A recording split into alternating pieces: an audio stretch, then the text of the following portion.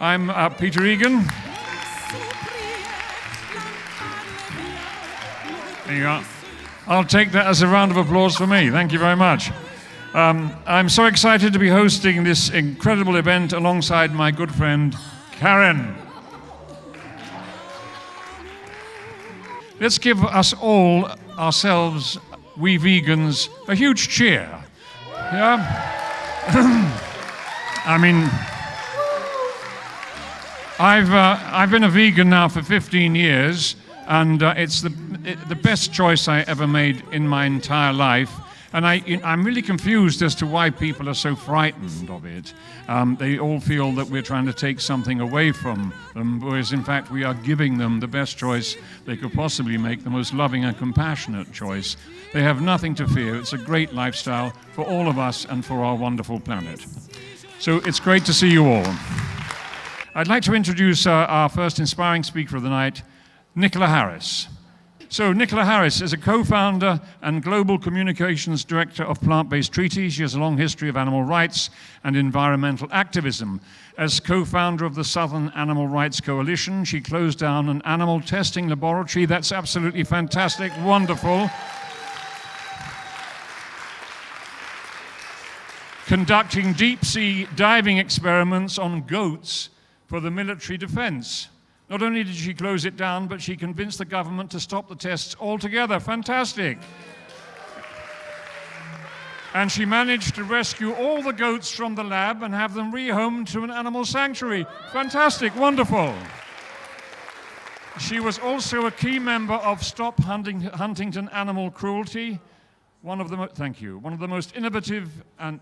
You moved that too fast. Thank you. Thanks, Karin. This has helped the aged here tonight. One of the most innovative and effective pressure campaigns ever seen against Europe's largest animal testing facility. Her 24 years of experience driving high-impact campaigns now fuel the Plant-Based Treaty, empowering cities, communities, and activists around the world. And now to tell us all about Plant-Based Treaty, a cause very dear to my heart, Nicola Harris. Good evening, everybody. Thank you so much for joining Plant-Based Treaty's first annual London fundraising gala.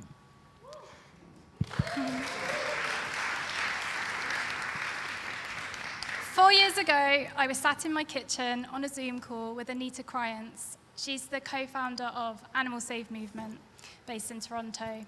We'd just spoken with the chair of the Fossil Fuel Non-Proliferation Treaty about how they are creating pressure to end fossil fuels. We left that call with what felt like an audacious idea. What if there was a sister treaty, a plant-based treaty, a global campaign that could mobilize our towns and cities to act on plant-based food solutions, all while creating pressure for national governments to act? We spent 4 months developing the campaign before a big launch outside almost 100 town halls around the world. And during those 4 months of planning, we met with many of our friends and allies, and they gave us great encouragement and told us we're doing a really good idea. But we also heard things like, oh, you're way ahead of your time, and you'll never get a single city to endorse. Now, for anyone that knows me personally, you will know that if someone tells me I can't do something, I'm going to prove them wrong. And there are so many wonderful people on our Plant-Based Treaty team who share that same ethos. And so if we fast forward from our initial launch 4 years ago to today, we now have more than 60 cities worldwide who have endorsed the call for a global plant-based treaty.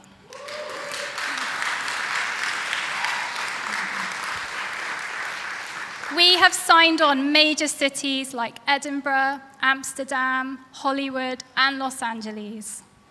And our dedicated team here tonight is working really hard on the ground to secure London. And you all know, if we get London, the campaign is going to snowball and influence cities all over the world. And let me tell you, these endorsements from cities, they're not just dots on a map, they're not symbolic. They're meaningful, and I'm just going to share with you a few examples of what they mean in practice. 100% plant-based catering at all events, environmental meetings and events in Exmouth. We've got vegan options and carbon labelling added to school menus in Edinburgh. We have a ban on meat advertising in public spaces in Nijmegen, the Netherlands. The city of Amsterdam has committed its residents to shifting their diets from 40% currently to 60% plant-based protein sources by 2030. And then when Groningen heard about it, they decided to go even further, and they've committed to 70% plant-based by 2050.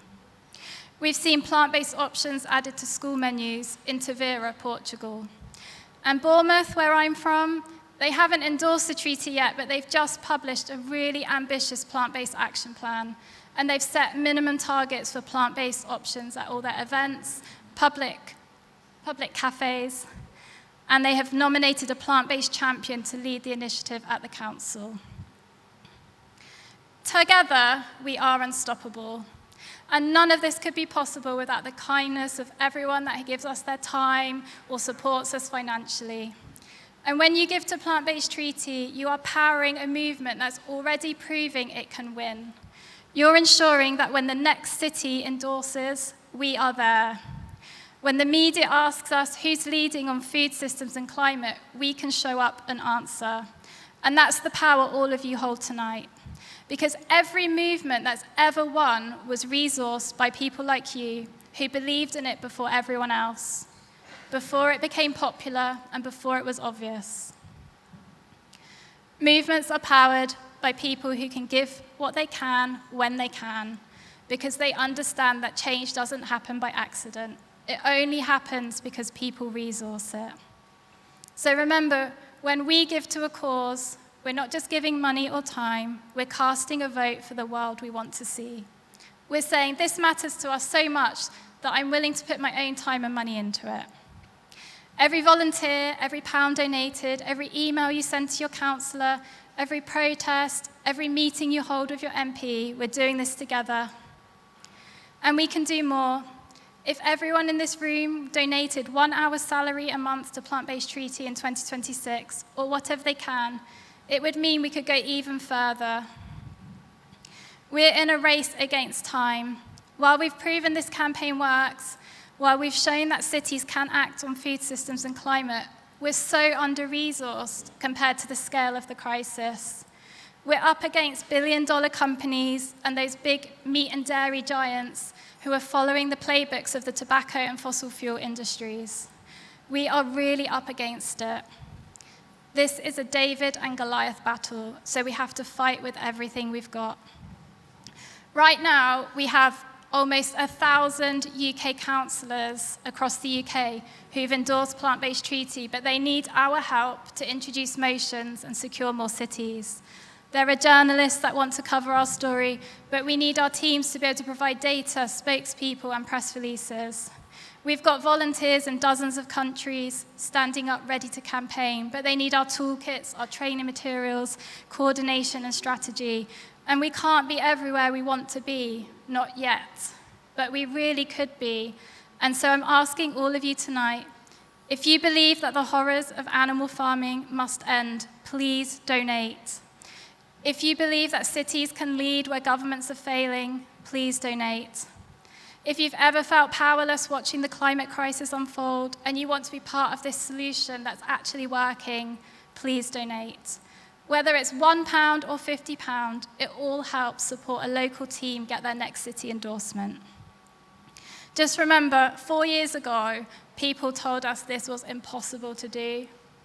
And as I look around this room, I see us all together, we're showing that we can do the impossible. And we've only just begun. The question isn't whether a plant-based treaty is possible anymore. We've already answered that. The question is, how fast can we make it happen? How many more cities can we bring on board? How much momentum can we build before we become unstoppable? When people ask me what's possible in the next 3 years, I want our answer to be, just watch us start signing up entire countries, because I'm telling you that is what's coming next. So together,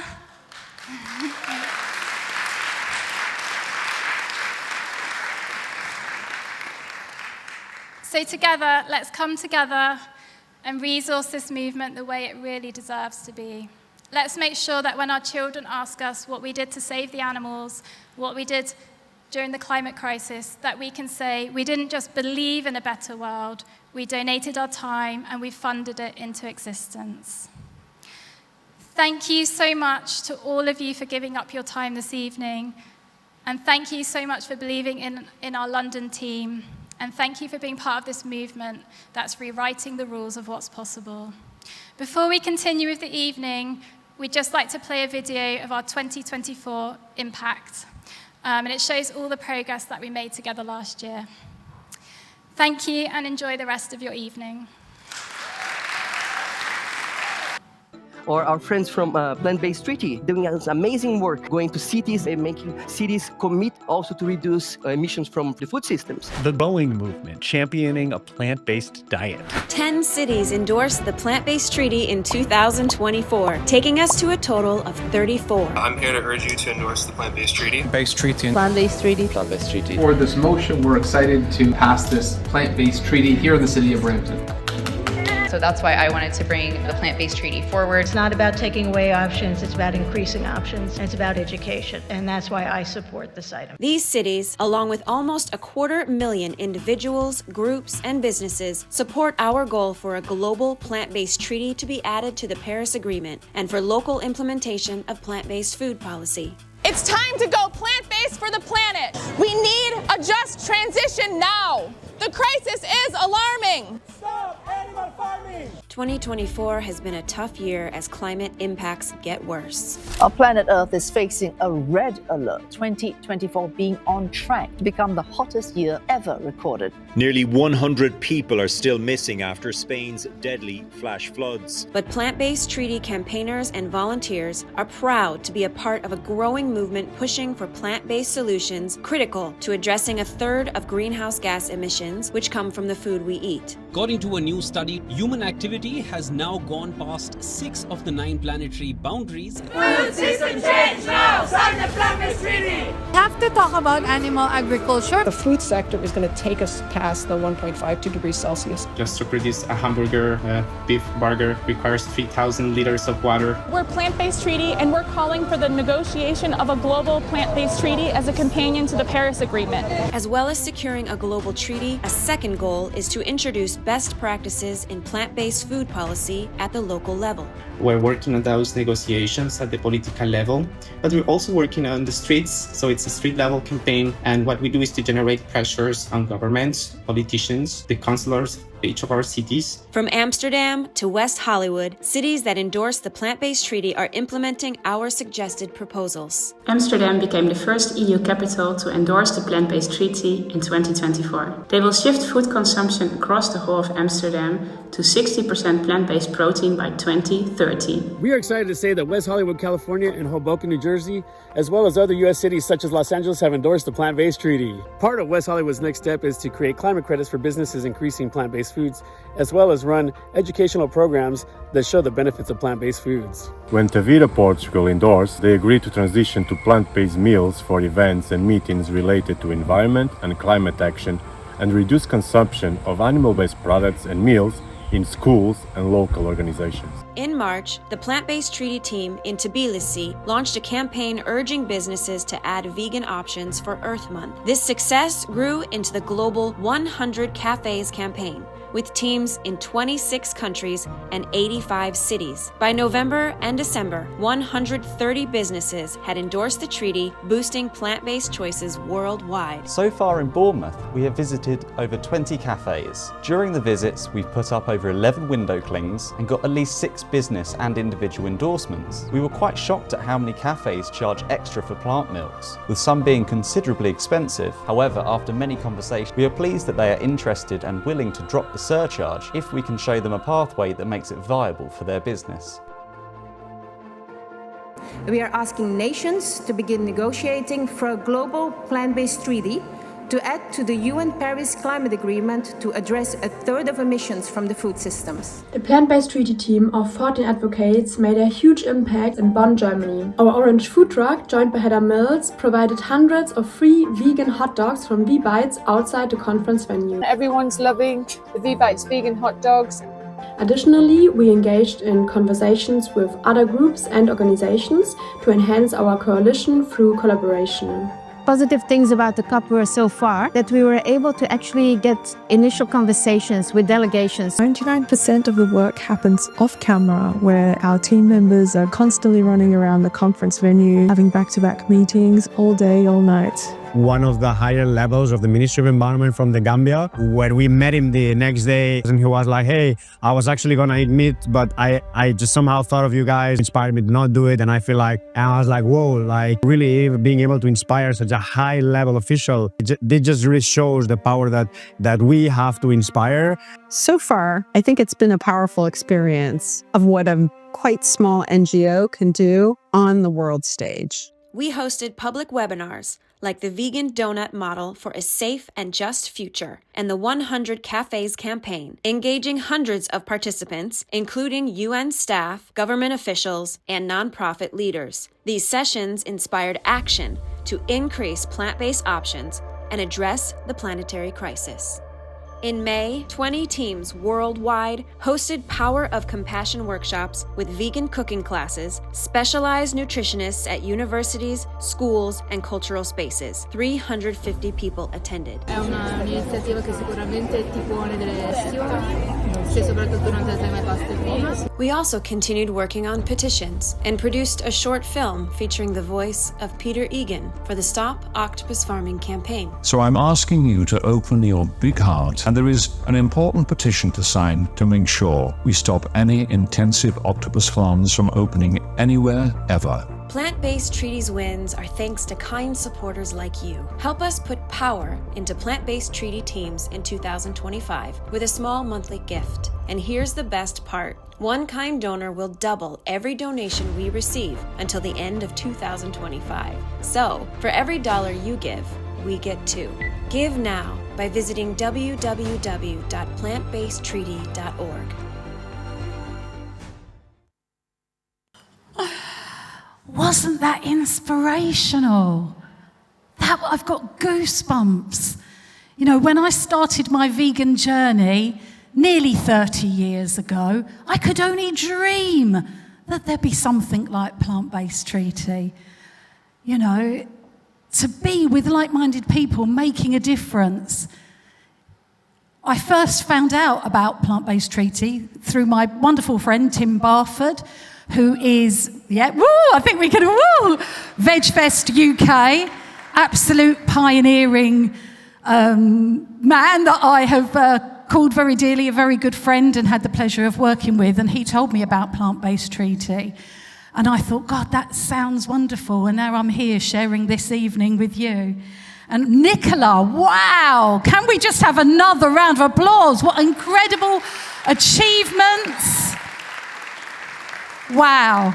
But you know what, Nicola, I picked up on something you said. You said, if London goes vegan. I think we all know, yes, you've said it, when London goes vegan, because looking at everybody here, I don't think London's got a choice. Just wonderful. Now, I am delighted to welcome our next guest, a brilliant doctor who sees in her surgery every single day how a plant-based nutrition is really the best for human health. She will be speaking to you about the power of collective action and community. Dr. Ishani Rao is a GP and an urgent care doctor. She is an active member of Plant-Based Health Professionals UK, who we love. Can we hear it for Plant-Based Health Professionals? Best thing ever. And one of the, Dr. Shireen Kassam is one of my ambassadors for Vegan Women's Club. And Eco Medics, where she advocates for the power of plant-based nutrition to prevent and reverse chronic disease. Passionate about holistic well-being and planetary health, Dr. Rao empowers individuals and communities to make lifestyle choices that benefit both human and environmental health. Her work bridges the gap between medicine, nutrition, activism, and sustainable living, inspiring a healthier and more compassionate world. Please welcome Dr. Ishani Rao. Thank you, Karin. Thank you, so do you. When I decided that I wanted to be a doctor, I was about 12 years old. And my life just kind of worked out from there to be where I am now as a GP. When I was 12 years old, I thought that being a doctor was the kindest job in the world. I thought that it was going to be enough to treat the patient in front of me. And as I went through medical school, I realized that yes, it is a blessing to treat people and to help people, and I love my job so very much. But I realized that something was missing. I was vegetarian from a young age. I went vegan in university. We had no training about nutrition or sustainability or the things that I truly care about. And then when I became vegan, probably 8 or 9 years ago, I realized that it is not enough to just treat the patient in front of me. I realized that everything is connected, and that if I can be kind to the person in front of me, then why are we not being encouraged to be kind to animals or to the planet? And that was a hard truth to realize when I was already stuck within the NHS, when I was training to be a GP, when I'd gone through medical school, that I thought was the right thing to do. And then I thought, okay, well, if we now know that everything is connected, that the animal's health is our health, is planetary health, is waterways health, is soil health, is air health, then how do we link all of these things together? And then I met all of you. And then I met all of you guys. And that truly, truly changed my life. When I realized that there are people that don't just care for the patient in front of them, but put everything together into one huge jigsaw puzzle that fits together so that we can be kind to everything on every scale and every being around us. So that was such an honor and such a blessing. And then I thought, okay, well, where do I fit into this big, messy jigsaw puzzle? And I thought, okay, well, who do I care about? What do I care about? I care about people who care. I care for people who want to make the world a better place. I care about people who are fighting and advocating and spending their whole life trying to protect the animals and the planet. And so then, long story short, I started working as the mental health lead for Protect the Wild. I do a lot of the mental health sessions for Animal Rising. I host vegan activist wellbeing retreats. And it's all fallen into place so wonderfully to allow me to protect the protectors. And that's such a blessing.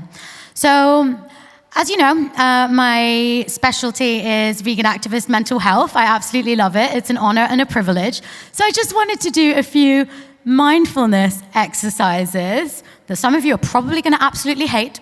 I just wanted to do a few mindfulness exercises to remind us exactly where we are right now. Okay, so everybody, just take a look around. Look around at each other, look around at this beautiful building, look around at the place settings, look around at the pamphlet in front of you. And then I just want you to come back and close your eyes.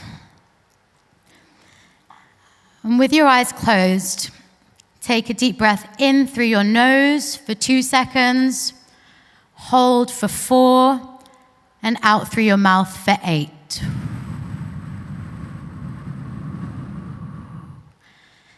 And let's do that again. Breathe in through your nose for 2, hold for 4, and out through your mouth for 8.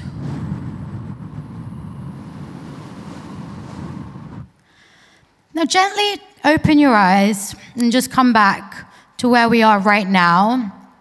And I want you to notice how your body is feeling. Maybe you still feel excited. Maybe you feel stressed from today. maybe you feel a little bit more relaxed with that simple breathing technique. And what that does is that breathing technique stimulates your vagus nerve, which is a marker of your parasympathetic nervous system, or the rest and digest, which counteracts the sympathetic fight or flight. And I want to remind you that you are so very much in control of your breathing. Whenever you feel stressed, whenever you feel angry, whenever you feel frustrated or disappointed, you can always come back to that simple breath technique to just become grounded right here, right now, in your breath, in this present moment. And just remember that. That's really simple, really effective. Now, the next thing that I love to practice is, let's look around. Let's look at faces. Let's look at other people's faces in this room. Maybe you're focusing on somebody that you know, somebody that you love, somebody that you share memories with. Maybe you want to look at somebody that you don't know, that you've not met yet, and you just want to connect, maybe make eye contact with somebody who you've not spoken to yet. And just really, really take in this moment to appreciate how many people are on our team. Yes, let's really, really think about how many people have come together today and every day that we advocate for the animals and the planet. Think about how many people understand us and empathize with us. How many people are trying their hardest to make this world a better place. And I want you to remember this moment if you ever feel alone, if you ever feel isolated, when, not if. It is normal part of activism. When you feel angry, when you feel frustrated, when you feel disappointed, remember how many of us are on this side, because you are not alone and you never will be on this journey. There are so many of us that are going through this together. So if you're ever struggling, then please reach out, just connect. Look how many beautiful people there are in this room. Just talk to people because we understand. And the last gratitude practice that I'd like to do, you're all gonna hate me. I'd like everybody to just hold hands with the people around them. So maybe if you're sitting in a circle, then just hold hands. If you're sitting on a nice long table, I'm glad I don't have to hold hands with Hayley because my hands are really sweaty, sorry. So everybody just hold hands. And what I want you to do, just as I'm talking, is just focus on that feeling of having another activist's hand in yours. Feel that warmth. Maybe they have cold hands like mine. Feel that energy. Feel that love, feel that passion, feel that power, feel how capable we are when we come together and we connect in this way. Just feel that hand in your hand and know that we are all in this together. We all have the ability to reach out, hold each other's hands, support each other, because some days are going to be hard and some days are going to be really, really good fun. So you can stop holding hands if you want to. If you don't want to, that's absolutely fine. No, that's fine, you don't have to. Somebody hold my hand. I'm writing a book. I've just finished it, and it will be coming out within the next few weeks, hopefully. It is called Choosing Compassion, Navigating Burnout in Vegan Activism. It is published by the vegan publisher. 10% of the profits will go to various animal rights charities, including Animal Rising and Viva and Animal Sanctuaries. And it will be printed on with vegan ink on recycled paper to align with our values. So I would really be honored to read you out one of the penultimate chapters from this book to hopefully instill you with just how powerful we are as vegan and plant-based and animal rights activists. I have doctor's handwriting. I cannot read what I wrote. Okay. It takes a small but mighty group to initiate momentum and elicit progressive systematic change. In the wise words of social anthropologist Margaret Mead, never doubt that a small group of thoughtful, committed citizens can change the world. Indeed, it's the only thing that ever has. In terms of liberation for animals, we must remember that there is slow but undeniable progress being made. Spanish cities are finally starting to ban bullfighting, proving that the culture and tradition arguments can, in fact, be dismantled. The production of foie gras has been prohibited in many countries. Greyhound racing stadiums are rapidly closing across the UK. Horse-drawn carriages are being phased out globally. London Fashion Week has banned the use of exotic skins. Travel agencies are beginning to cancel dolphin shows from their tour programs. All 11 New York public hospitals now serve vegan meals as the default.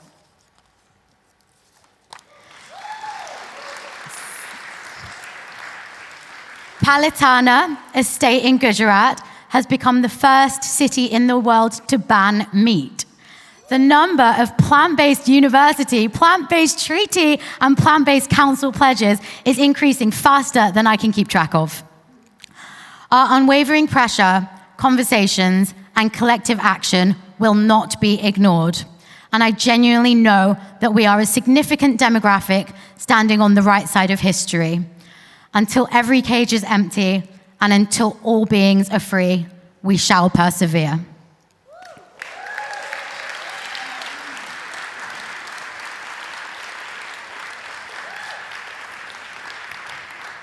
Thank you. So I really hope that all of these small wins, you know, are incremental, okay? We all wanted animal liberation and justice for the planet yesterday. But we need to remember all of the gains that we're making, all of the huge progress that we're having to change the world and to be on the right side of history. All of these small things add up, and I want you to know how very, very important they are. It is an honor to stand and chat to you today about things that I truly know will change the world. I'm so grateful to be on your team, and let's keep making history. Who am I giving the microphone to? I beg your pardon? Am I giving the microphone to somebody? No, I'm just coming to say you're wonderful. Oh, that was absolutely sensational. Thank you so much. She's brilliant, isn't she? Also, I wonder, would you mind being my doctor?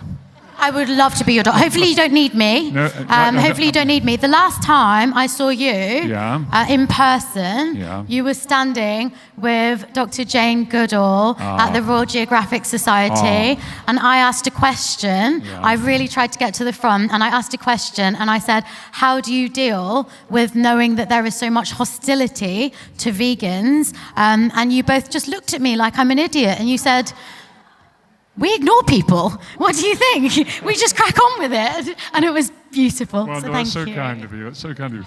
Yeah, people often say, wonderful. Yeah, big round. I'm sure people say the same to you, but, friends say, I find it very difficult because I'm not a vegan. What do I do about my friends? And my simple answer to that is change your friends. If I can just share it very quickly, I had a couple of medical problems myself this year. In January, I had my gallbladder taken out, and I was very lucky because my surgeon was a vegan, which was really, really terrific. I don't know if he did anything different, but I didn't feel a thing, which is great. And when I was lying in the ward afterwards, the menus come around. There's nothing to eat. And I said to the wonderful surgeon, I said, "This is really great. You've done a great job." I said, "But I'm going to starve to death." And he said, "Why?" I said, "Because there's nothing for me to eat here. All I can eat here is a cup of black coffee and a biscuit. Because there's absolutely nothing." He said, "I know." He said, "I have to bring my own food in." Anyway, he did find someone who would bring in some vegan food. So the next 3 days I had some vegan food. Then a little while later, I had to have another medical procedure on my bladder. And they had to, sorry all the guys for this, they had to insert a catheter, of course, to kind of help me with my bladder. And there were 6 treatments I had done. And on the 3rd treatment, this wonderful, lovely nurse who did it had to squirt this stuff. And I'm lying like that, and all I can see is her hand there, like that. And she suddenly, sort of mid-squirt, said, "I recognize you." She said, "You're an actor, aren't you?" And I thought, I had my trousers around my ankles. I said, I wonder what films of mine she's seen. Anyway, I'm now going to introduce to you a brilliant man, absolutely fantastic.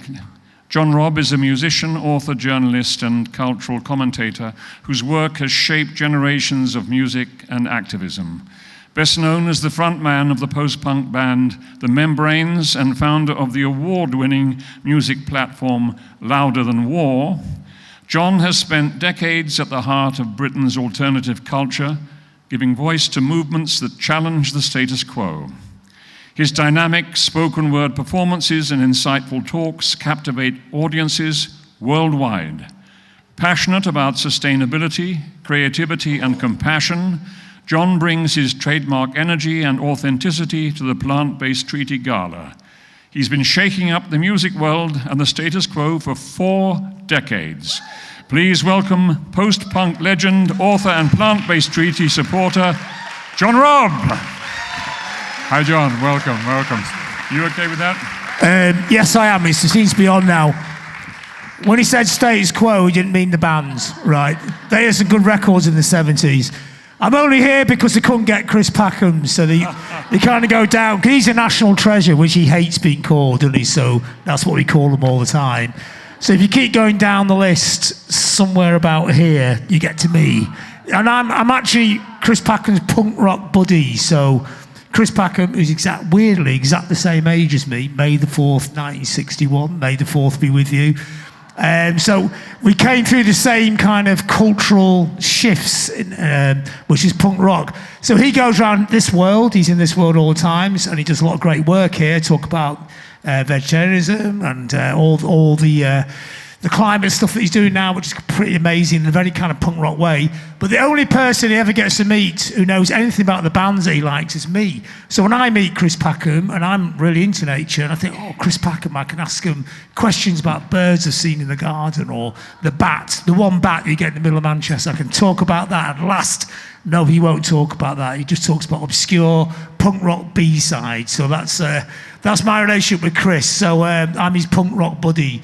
So what is it? These 2 people talked before, absolutely amazing, just really, really inspiring people who actually get hands on and do stuff and get things changed. Because don't think this, as we all know in here, this is not an overnight change, is it? It's not like punk rock when the Sex Pistols turned up and there's a seismic shift in culture for a 15-year-old time, absolutely amazing. This is like a tiny little incremental change that goes on and on and on. But to even imagine something like this when I first became vegetarian, this is a bit like Alcoholics Anonymous, isn't it? Everyone stood here tonight saying, when I first became vegetarian, but for me it was about 45 years ago. You could not imagine something like this, a really sort of posh do with people with dicky bows in this kind of amazing hall. Church hall looks like a Viking kind of banquet place with probably a very different meal than the Vikings would have had. So they made me realise that the people change things, and like in music, like in culture, all great change comes to the edge. It comes from not the middle of culture, it's not the government, and this is what we learnt in punk rock.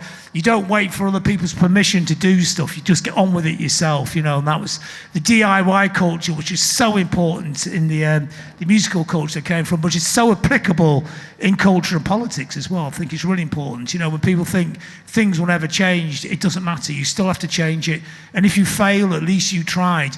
But what was great tonight about the last 2 speakers, they haven't failed, have they? They started off the whole chain of events, which will eventually, at some point, if we get out of Trump world, will actually make the world a better place. And then it made me think that of all the creatures on this planet, we're unique, aren't we? Not unique because we're better than the other creatures, but there's a really unique thing about the human race, is that we're the only animal ever that's been on this planet in millions and millions of different types of creatures, going back to mitochondria, back to the Precambrian ages, reading about that the other day, but we won't, that's a bit of a tangent. But the only creatures ever existed on this planet that could destroy the planet, but also save the planet. What a weird responsibility that is, isn't it? I mean, an ant or an aardvark or an anteater, none of those have those concerns. Their concerns are just, procreating, eating, and shitting, really, isn't it? Wouldn't that be a great way to live your life and not have to bother about all the other stuff? But for the human race, we have this massive responsibility between two things, and it's only been one of the two, isn't it? But at the same time as we make the world better, we sort of destroy it at the same time as thing as well. So all this came from me, from punk rock, and I mean, I'm sure probably one person in this room has probably gone through the same journey as I have, but it was just the power of pop culture. So when I got into punk rock, and I was growing up in a place called Blackpool, which is probably the least vegan town in the country. In fact, we'll just talk about this a minute ago. Somebody said they knew a vegan in Blackpool. 2 vegans in Blackpool, see, that's amazing. Just shows how big veganism is getting now. Although as Dale Vince, the other person I know, who's got his Chips Are Vegan t-shirt, which I think is such a great t-shirt, because that's green populism in action, isn't it? Just, it's not like something that's a concept that's over there. Chips, the humble chip, is a vegan food. I wouldn't recommend it every day, though, because the doctor over there would tell you that's not a great idea. But it's a little treat, a vegan treat, you know. So punk rock sort of ripped through our lives when we were at school. And what's punk rock got to do with veganism? Because most people have this image of people into punk rock being like nihilistic characters who sort of take lots of drugs and do loads of crazy stuff and spit and swear. And that was really good fun. I mean, that was a really good part of it, you know, so I wouldn't want to lose that part. But weirdly, there was this kind of other side of it, a bit like the human race as well, of this kind of idealism, which was probably a hangover from the hippie culture in the 60s. And vegetarianism was sort of talked about within punk. There were some bands, when you read interviews with them, mentioned vegetarianism. And then the fanzine culture, which are these homemade little magazines that we all made at the time, they'd be talk about like vegetarianism in the magazines. They'd even have little recipes in them, but very simplistic recipes, you know, like nothing fancy like hopefully we're going to get tonight, or maybe we're just getting chips tonight, I don't know, because chips are vegan, so it will count. So the vegetarian debate was in there, and it was things, you have little facts, like vegetarian facts. And I know I'm saying vegetarian here, not vegan or plant-based, but at that point in time, there was no notion or knowledge of what vegan was. Nobody knew what vegan was then. It was, vegetarian was the big step. So they talk about this, you know, like how it would take more cows to produce more grass to make the food than one cow does, you know, so it's all counterproductive to have like cows making your food. And all these things in the fanzines and all these ideas, they're completely mainstream now, were percolating around the punk rock underground. So the next thing that happened to me, and I was, you know, completely into that kind of punk thing and the ideology of it, and also the idea of questioning everything as well. So it's not just music and collecting records, and Chris will tell you this as well. I mean, music was really important in it, but it's the idea of questioning society, questioning everything. Why are we doing this? Why does a bloke have to act like a bloke? I mean, that was quite a thing when you brought up in the 60s, because it's very delineated, wasn't it? Women did this, blokes did that. You ate this, you ate that. And it was all, that was very much the culture we grew up in, especially in North England, especially in somewhere like Blackpool. And punk was great because it turned everything upside down. You thought, that's ridiculous. Why do I have to do that? Why do I have to wear that? Everything was questioned. Question everything. Question authority. Because then you realise that authority, which you've been brought up as a kid to think was, well, they must be right. They're in control. You realise that they had no idea what they were doing. And maybe there's different ways of doing things. And vegetarianism fitted very well into this. There was a band called Crass who were really important. There was an anarchist band based in Epping Forest, and they did all the isms: pacifism, feminism, vegetarianism, and their records were like crash courses into a future way of living. They're amazing records and fascinating records, and all these concepts, they're all planted in there, And then I went to a polytechnic in Stafford. I really did live in the most glamorous places in Britain. So I went to Stafford, and I lived next door to an abattoir. And there's the cows, I remember the cows looking out the windows, and their eyes would be looking at you. And so people of my age, probably Peter and no one else in here, no way. No, but you're not over 60. But we were brought up in the 60s. You would think animals were just things that you ate. You wouldn't think of them as being sentient beings. And when I lived next to the abattoir, and all this thing about vegetarianism in my head, and the cow's eyes would look at you, I thought, oh my God, they know what's going to happen. And when the penny drops, it's a big game changer. So then I got into the vegetarian thing. So I stopped eating meat. I had a pact with the rest of my band, actually. And I'm the only one who kept to it, actually, because I'm really stubborn. And it's a really great idea. But there's still no notion of being a vegan, actually. So it's only about 20 years ago I finally got to the vegan stage, when I thought, if I'm going to do this thing, I've got to do it properly. You know, what's the point of having leather? What's the point of eating cheese? I thought, all I have to go to do is not eat cheese once a week. And I never ate eggs, so it was easy for me. In fact, we'll just talk about this before as well. I've got a lot of respect for people who really like eating meat but go vegetarian because it's really difficult for them. But for me, it was relatively, well, it wasn't even relatively easy, it was really easy because I didn't really like meat that much. So make that change to vegetables was really easy. Massive lifestyle change as well, because growing up in the 60s, you were never taught to cook if you were a boy. It's such a weird sort of old-fashioned society. I mean, now one of the good things about getting older is you see how much the world has changed, you know, and it's changed sometimes for the worse, but often for the better as well. Little things we don't notice that people know how to cook now. So a lot of my friends in the early 80s became vegetarian because they couldn't cook. They just ate crisps and drank lemonade. And that was their vegetarian diet. They go, God, this food's making me feel really ill. I'm going to have to start eating meat again. You're not eating properly. You've got to eat properly. But the only thing we learned to cook initially was a stew, and we just eat a massive pan of stew and keep adding vegetables to it every day. Went on and on and on and on. Then you discover pasta. Oh, God, that's really easy to cook, that, isn't it?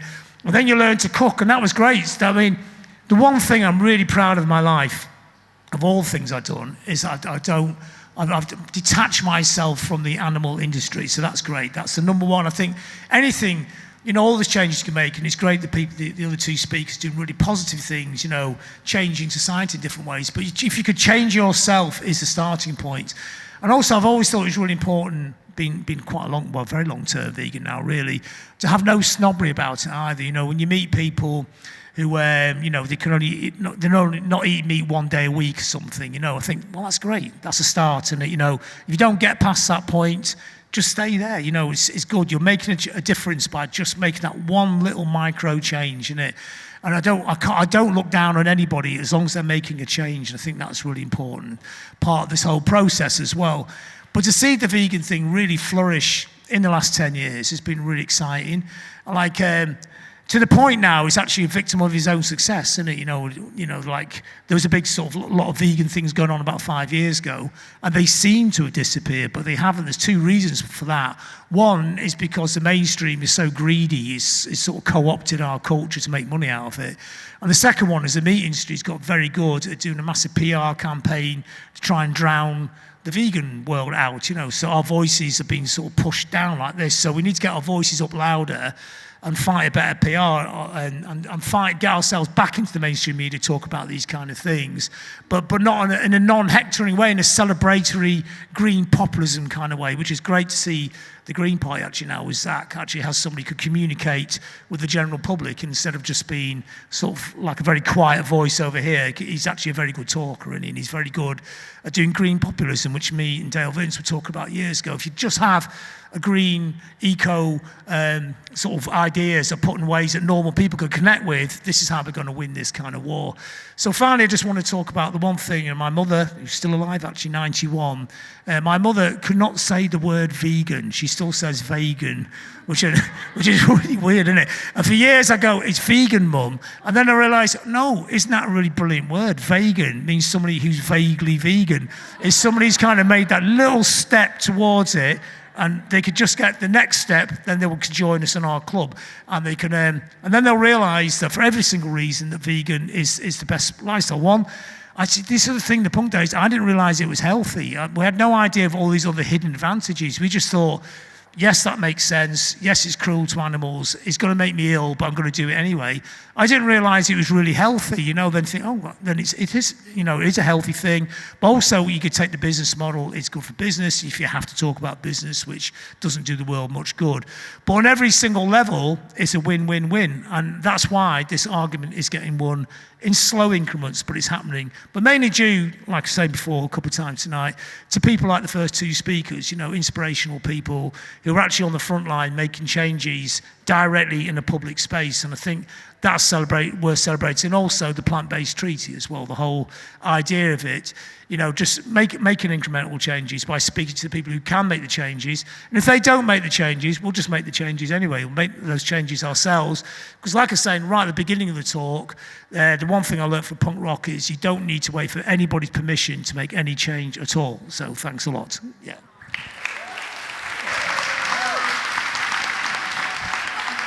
Oh my gosh, I think we can do a little bit more noise than that for the legendary John Robb. He's one of the coolest guys I know. I think I want to join John's club as well. Who wants to join John's club? Yeah. Oh, that is amazing. Well, I tell you what, I can really feel the positivity in this room right now. Can anybody else feel these like, right, yeah, I'm getting some really good, yeah, the doctor's like, woo, buzzing, woo. It's fantastic. And Robb mentioned as well about PR and, you know, that's been, well, links onto our another lovely next speaker. But for me, running my PR business for 20 years, I've been banging my head against a brick wall, trying to convince and spread the news and spread the positivity of veganism, and it's really quite tough. And there was a recent campaign from Viva, who I've been looking after, and it's so frustrating when the press are focusing on, you know, oh, this is a really scary, nasty advert, where we're just really showing what really happens in the dairy industry, you know. But I think for all of us, we can all spread the message and all be that vegan that we wish we had met when we first went vegan. So, yeah, just wanted to share that with you. And, yeah, can't wait to hear our next guest. So Hayley Knight is the founder of Be Yellow, an award-winning PR agency that specialises in social impact storytelling for the planet's biggest change makers. She is a TEDx speaker, a recognised sustainability expert, and currently sits on the government's Willow Review task force, helping small businesses to go greener and be more ethical. Tonight, Hayley is going to show us how grassroots, plant-based action and the kind that starts in kitchens, communities, and conversations. And it has the power to reshape culture, influence decision makers, and literally change our climate future. Ooh, I need a drink. All from the ground up. Please give a big round of applause for the brilliant Hayley Knight. Oh, thank you. We definitely should. We definitely should. Oh my gosh. Hello. How am I supposed to follow those three amazing speakers? I promise I won't keep you long. I know if you're anything like me, after all of this food talk, you're absolutely starving. And I'm pretty sure the food tonight is going to be amazing. So I won't keep you from that too long. When future generations look back at this moment, the history books will write one of two sentences. They saw the storm come in and did nothing, or they were the generation who turned the tide. That sentence hasn't been written yet. And tonight, here in this room, every single one of us is holding the pen. We gather not just to celebrate plant-based food, as much as that needs to be celebrated. We gather to decide the kind of future that we want and the kind of future that we deserve. Because as we know, what we choose, what we eat, how we farm, how we organize, can still steer this planet away from catastrophe. Tonight isn't just a gala, it's a crossroads, and I believe with all of my heart, every single person in this room is capable of encouraging everyone to choose the right path. We talk endlessly about energy and transport, but there's a climate lever that we keep whispering about, and an obvious one, but for many reasons, it's often led out of climate conversations.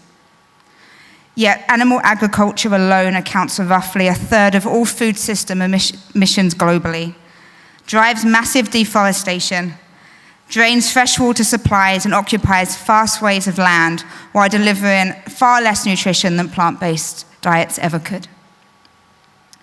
Even more, livestock uses about 80% of global farmland, while yielding only 18% of the world's calories. It's like we're using Wembley Stadium to host breakfast for two. Make it make sense. This isn't abstraction. This is land cleared, forests felled, water polluted, wildlife decimated, ecosystems collapsing. If we allow food to remain the silent partner in the climate conversation, we're ignoring one of the most powerful levers we already have to make the change we desperately need. We need to reshape our relationship with food, recenter it and reimagine its power beyond nutrition and nourishment, but as a powerful tool in ecology and justice. The approach can reshape climate health and our shared future. Now I know every single person in this room knows this, but I also know that we have a lot of people in our lives that don't. And I'm going to share some pillars that's going to help you encourage those around you to make small changes to give us a better, more plant-based future. Big policy change, as we know, doesn't happen overnight. It doesn't start in parliaments or summit rooms. It starts with people, communities, cafes, kitchens, and conversations. Every major social transformation that has ever taken place in history, from civil rights to gender equality to animal rights, environmental justice, began with ordinary people decided enough was enough and started acting. Grassroots campaigns matter because they're human, they're local, they're inclusive, and they're persistent. The goal is to shift mindsets, locally at first to change the culture from within, and when culture shifts, institutions follow. Loud protests have their place, of course they do, I've been part of many of them, but the real power of grassroots campaigns is in sustained, thoughtful action. PR is vital in turning intent into impact, as John said, and we need it desperately to promote all of the vegan, plant-based campaigns that are out there, including the Plant-Based Treaty. Here are 5 PR pillars that go beyond traditional communications that everyone can implement and turn the intent into impact and drive effective plant-based and climate-focused grassroots campaigns. Make plant-based visible in everyday life. If people don't see it, they don't believe what's possible. Work with local cafes and restaurants to add or highlight plant-based options. Partner with schools, community centers, or workplaces to trial plant-based days or meal plans. Host cooking demos, food fairs, community meals. Show that plant-based isn't restrictive, it's abundant and nourishing. Visibility transforms veganism through alternative lifestyle to realistic, alternative, and more importantly, accessible choices. Lead with empathy, not preachiness. Everyone's been called a preachy vegan, right? People don't respond to guilt. They respond to hope, to belonging, and to being invited. Instead of "you're doing it wrong" or "do it like me," try "have you tried this? It tastes great, and it helps by doing this." Show delicious food, affordable food, and everyday food. There is still a massive stigma around vegan food being expensive and accessible, and we have the power to change that. Build coalitions beyond the usual circles. This is what happens when I don't wear my glasses. Reach beyond vegan circles. We need to reach beyond the very, very well-organized, perfectly in tune choir. Reach out to environmental groups, public health advocates, community organizations, schools, youth groups, faith organizations, anyone who cares about climate and justice, or even well-being. One small collaboration can ripple out and touch hundreds, even thousands of people. Make action simple and accessible. People are busy, they've got jobs, they've got families, and they've got lives. They're not waiting to save the world, especially when they have bills to pay or childcare to care about. So make activism low effort.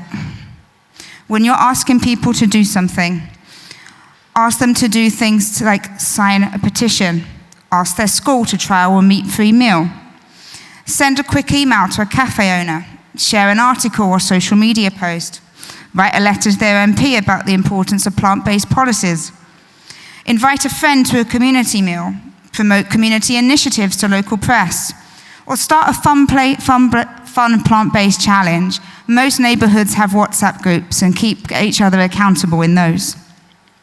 These are small actions, but when multiplied and carried out by multiple people, they have a massive impact. Share stories and build empathy. Data matters, but stories resonate. Share personal experiences with your local groups or press. Why you changed your habits, how it felt, what surprised you. Share community wins, share failures, and share hopes. Stories connect, they build trust, and they build momentum. Why does this matter? Why does endorsing organizations like the Plant-Based Treaty matter? We're on the brink of massive shifts, and everyone here is at the crux of it. Public awareness of climate and ecological collapse is rising. People are asking real questions about food sustainability and justice. But the window for meaningful change is closing. The planet doesn't wait while we deliberate. We need to act now with urgency, compassion, purpose, and hope. It requires courage, vision, and voices. It requires us. We don't want to go down as the only generation that didn't save the planet because it wasn't cost effective. We can't wait for perfect conditions or political miracles because they are never going to come. We must build from where we stand with what we have and with each other. And everyone in this room, it's a great place to start. So what do I invite you to do tonight? Before you leave this gala, I invite you to commit to one action. If you haven't already endorsed the Plant-Based Treaty, and if you can, donate. Start a conversation with someone in your circle that isn't vegan or is a vegan, and who you feel that can make those small changes. Volunteer or join a campaign. I know most of us do that already, and again, it's just encouraging those around us. Advocate for change, call out to your local MPs, join a protest, join other campaigns. And most importantly, share your story. Everyone in here has different reasons why they went vegan. I know mine is very personal to me and yours will be to you. But sharing those stories will give other people hope and make it seem easier for them to do the same. Big shifts aren't born from perfection. They're born from persistence. So thank you for being here, for caring, for listening to me, for seeing what's on our plate is deeply connected to what's happening on our planet. We are not spectators, we are authors, and we are all holding that pen. Let's write the right sentence. Thank you.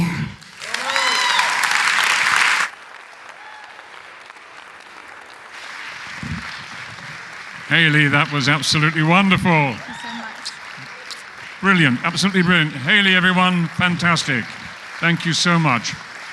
Here we are. I think the UN said a couple of years ago that if we carry on the way we're going, we have 60 harvests left, because we are completely destroying our planet, which is just absolutely frightening. I got a very good piece of news today. I'm starting a film next week, and I got a memo from the production company saying, this is our green policy, and they were advising everyone who was on the film to go for the plant-based menu that they have on their caterers every day. So I just thought that was sensational. And I'm going to give the producer a big hug on Monday when I see him. So we'll be through very, very quickly now, because I'm sure you're all hungry, but we can't go on without saying a few words and thanking our sponsors. So Karin, if you'd like to kick off. Yeah, okay, that's brilliant. And I've got to say, I wonder if, knowing that that team were working with the legendary Peter Egan, had anything to do with offering more veganism, more vegan options. I've got a feeling. Absolutely, yeah. It was money well spent. And I also have a feeling that you hang around with a certain rather famous Ricky Gervais that has now gone vegan, and I do wonder if Peter has anything to do with that as well.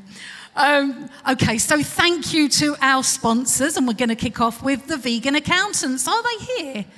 No, might not be. Yeah, there's Keith. Stand up, Keith. Stand up. Let's embarrass Keith, the vegan accountant. Bravo, bravo. That's brilliant. After seeing my accountant of nearly 20 years posting holding the fish that he had caught, I thought enough's enough. I've got to go and knock on Keith's door, and he's been nothing but supportive, and I know he's really looking after me. So thank you, Keith. And let's read out your blurb.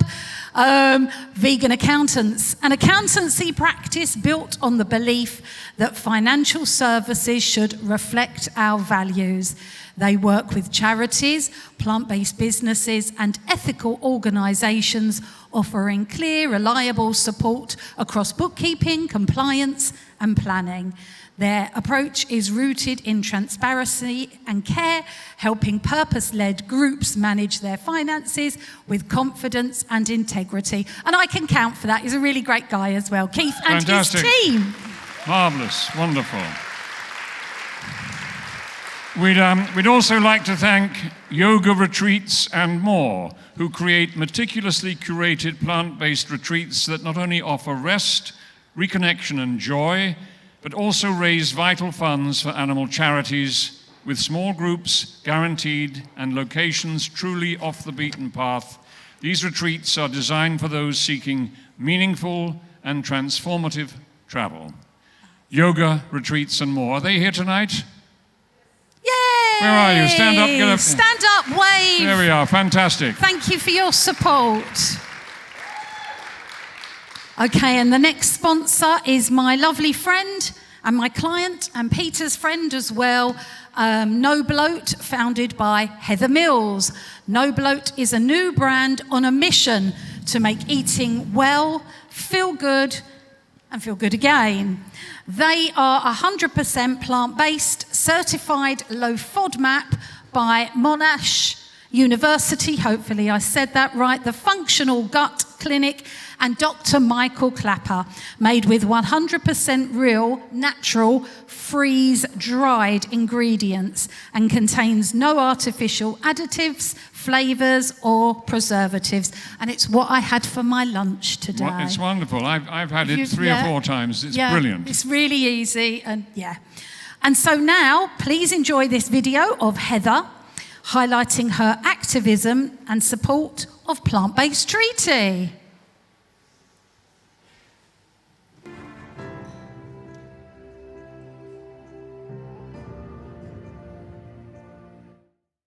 The plant-based treaty team of 14 advocates made a huge impact at the recent United Nations Climate Change Conference in Bonn, Germany, pushing for a global shift to a plant-based food system. Here are some of our top highlights. Our orange food truck, joined by Heather Mills, provided hundreds of free vegan hot dogs from B-Bites outside the conference venue. Heather Mills also joined the panel for our press conference titled How to Address 1/3 of Greenhouse Gas Emissions with a Plant-Based Treaty. So we've had some good meetings with the catering. You know, they've done the best that they can, but they were told by the delegates apparently that they wanted meat, fish and dairy to be on the menu, which just shocks me because nobody interested in climate change would even be eating those products. We held 2 protests inside the venue calling for a plant-based food system as well as individual diet change. A meeting with UNFCCC, joined by Heather Mills, pushed for future climate change conferences to be 100% plant-based. I'm all about the bass natural. I'm all about the bass natural. I'm all about that bass. Yeah, it's pretty clear, I analyze too, but I can shake it like I'm supposed to do. I got that boom boom that all the boys chase, and all the right jokes and all the right places. You see those magazines working their Photoshop, you know this stuff ain't real. Come on now, make it stop. If you got beauty, just raise them up, cause every inch of you is perfect from the bottom to the top. My mama, she told me don't worry about your size. She said boys like little more booty to hold that night. You know I won't be no stick figure silicone Barbie. So if that's what I do, then go ahead and move along. Because you know I'm all about the bass note to rel. I'm all about the bass note to rel. I'm all about the bass note to rel. I'm all about that bass. I'm bringing booty back. Go ahead and tell those other ladies that you know you think you're fine. I'm here to tell you every interview is perfect from the bottom to the top. My mama, she told me don't worry about your size. She said boys like a little more booty to hold that night. You know I won't be no stick figure silicone Barbie doll. So if that's what I do, then go ahead and move along. Because you know I'm all about that bass. I'm all about that bass. I'm all about that bass. Oh, all about that bass. All about that bass.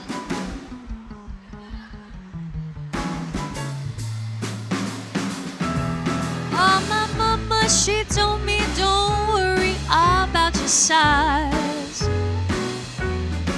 She said boys like a little more booty to hold that night.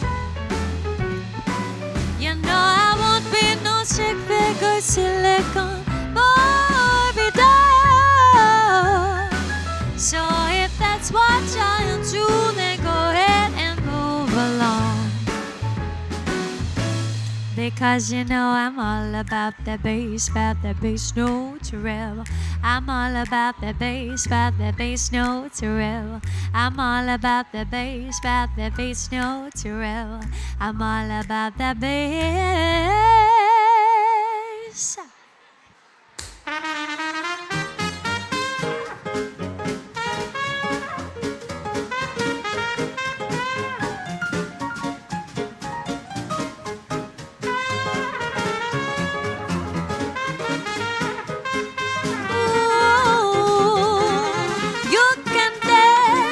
You can die, having the time of your life. Ooh, see that girl, watch that scene, digging the dancing queen.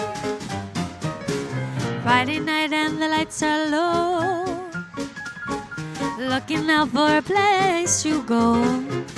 Oh, where they play the right music, getting in the swing. You come to look for a dance. Anybody could be that guy. Night is young and the music's high. With the right music, everything is fine. You're in the mood for dance.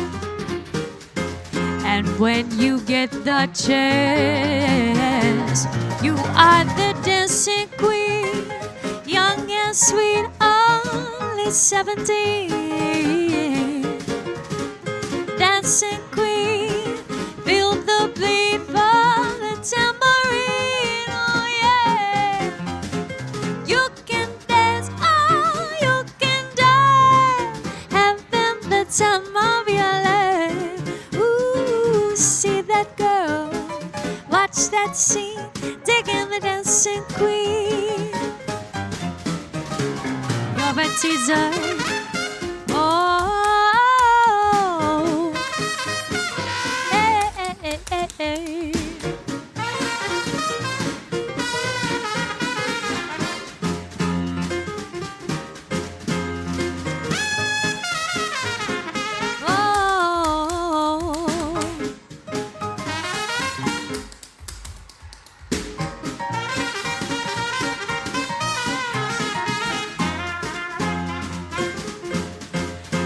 when you get the chance.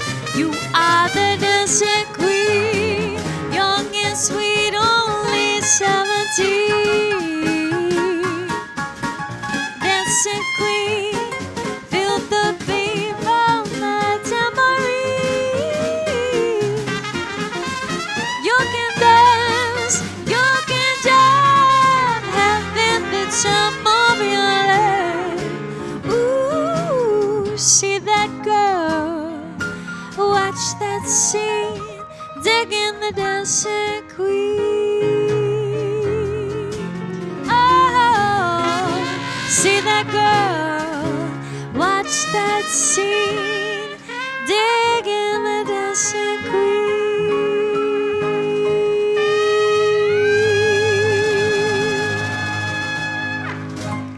Thank you very much. Hi everyone, I'm Jordan. I'm Plant-Based Treaty London City campaigner. Change rises from the ground up. Real transformation doesn't start in parliaments or boardrooms, it begins in communities, in councils, in local teams who decide that business as usual is no longer good enough. Tonight, I want to tell you what it looks like here in London. London is a global city. Decisions here that are made here are watched, copied, and echoed around the world. When London leads, others follow. We've seen it with climate policy, transport, public health, air pollution, and more. And the truth is this: London is ready for some plant-based solutions. We have the largest share of vegans in the UK. We have some of the biggest creative industries, universities, cultural centres, and a population that prides itself on being forward-thinking and progressive. We've sat in meetings where councillors say, we want to do something. We know food matters. We need your help in how to do it. And that's where all of you come in, because a grassroots campaign like ours only works when it's resourced. Behind every city that endorses the plant-based treaty, there are volunteers outreaching to councillors, those who meet with them face-to-face, a regional national coordinator, press officer, designer, and much, much more. We have people stepping up in Westminster, Southwark, Croydon, Harrow, Hackney, Islington, and Bromley, people who want to see their city lead the way. So please, if you are in London, join us. Thank you for helping London become the next major capital to endorse the plant-based treaty.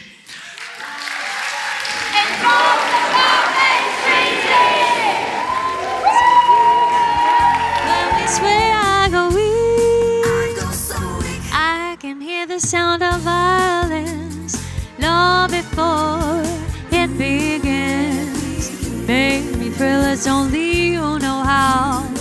Swimming smooth, swimming now.